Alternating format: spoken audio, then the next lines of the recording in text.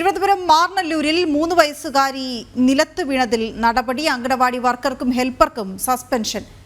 അതേസമയം കുഞ്ഞ് ഗുരുതരാവസ്ഥയിൽ ചികിത്സയിൽ തുടരുകയുമാണ്. രശ്മി വിവരങ്ങൾ നൽകും. രശ്മി, ഇത് നടപടി ഉണ്ടായിരിക്കുന്നു, പക്ഷെ ആ കുഞ്ഞിന്റെ നില അതീവ സങ്കടകരവുമാണ്. വിവരങ്ങൾ എന്തൊക്കെയാണ്?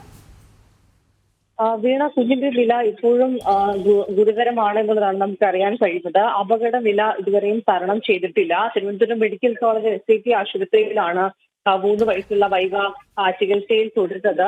ഇതുമായി ബന്ധപ്പെട്ട് ഈ ഗുരുതരമായ കുഞ്ഞ് തുടരുന്ന ഒരു സാഹചര്യത്തിൽ കൂടി അംഗനവാടി വർക്കറെയും ഹെൽപ്പറെയും സസ്പെൻഡ് ചെയ്തിരിക്കുകയാണ്. ഇവർക്കെതിരെ നടപടി സ്വീകരിച്ചിരിക്കുകയാണ്.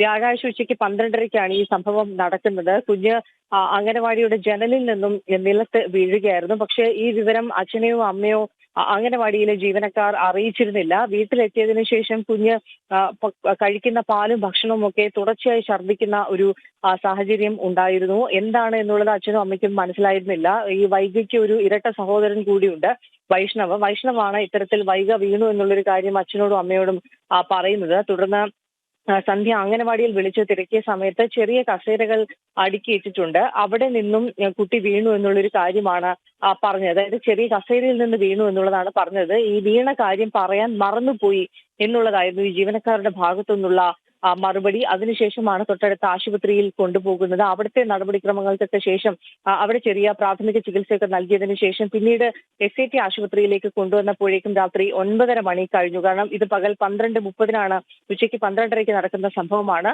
ഈ മെഡിക്കൽ കോളേജിൽ എത്തിച്ചപ്പോഴേക്കും രാത്രി 9:30 കഴിഞ്ഞത്. ഇത്രത്തോളം സമയം വൈകിയിരുന്നു. ഏതായാലും കുഞ്ഞിന് തലച്ചോറിനടക്കം ക്ഷതമേറ്റിട്ടുണ്ട്. നട്ടൽ നിന്ന് ചെറിയ പരിക്ക് സംഭവിച്ചിട്ടുണ്ട്. അതോടൊപ്പം കഴുത്തിന്റെ പുറകിലുള്ള എല്ലിനും പൊട്ടലുണ്ട് എന്നുള്ളതാണ്. നിലവിൽ ഇപ്പോൾ ഗുരുതരമായി തന്നെ കുഞ്ഞിന്റെ നില തുടരുകയാണ്. പോലീസിനുൾപ്പെടെ പരാതി നൽകും എന്നുള്ളതാണ് വൈഗയുടെ അച്ഛൻ രതീഷ് ഉൾപ്പെടെ നിലവിൽ പറഞ്ഞിരുന്ന കാര്യം. ആശുപത്രിയിൽ കുഞ്ഞിനെ നോക്കുന്നതിന് വേണ്ടിയും അടുത്ത് നിൽക്കുന്നതിന് വേണ്ടിയും മറ്റു കാര്യങ്ങൾക്കായും ഇവർക്ക് വേറെ ആരും ഇല്ലാത്തത് കൊണ്ടാണ് മറ്റു പരാതി നൽകുന്ന ഉൾപ്പെടെയുള്ള കാര്യങ്ങൾ. കുഞ്ഞിന്റെ നില ഒന്ന് ഭേദപ്പെട്ടതിന് ശേഷം പരാതി നൽകും. നാളെയോ മറ്റന്നാളോ പരാതി നൽകും എന്നുള്ളതാണ് ഈ മാതാപിതാക്കൾ അറിയിച്ചിരിക്കുന്ന ഒരു കാര്യം. ഏതായാലും നിലവിൽ ഇപ്പോൾ അംഗനവാടി വർക്കറെയും ഹെൽപ്പറെയും സസ്പെൻഡ് ചെയ്തിരിക്കുകയാണ്. ശരി രശ്മി.